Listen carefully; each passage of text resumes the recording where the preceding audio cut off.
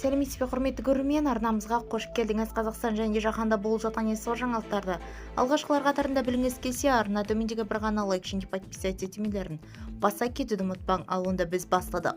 Рудныйда жұмысшыларды топырақ басып қала жаздады, бір адам қаза тапты. Қостанай облысының магистралдық су құбырында жөндеу кезінде жұмысшылардың топырақ басып қалды. Салдарынан бір жұмысшы Рудный қаласының ауруханасында көз жұмды деп хабарлайды Turkistan.kz порталы. Оқиға 13 тамызда болған. Рудный қаласының апатты қалпында келтіру жұмыстары кезінде топырақтың бір бөлігі опырылып түскен, нәтижеде 2 жұмысшысы зардап шеккен.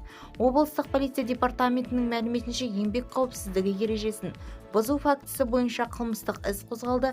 Қажетті сараптамалар тағайындалып, уақиға барлық мән-жайын анықтау, бағытталған тәртіп амалдары жүргізілуде. Қорытынды процестау шешімін тергеу нәтижесіне сәйкес қабылданатын болады. Бізді тамашалауды жалғастырыңыз, сау саламат болыңыз.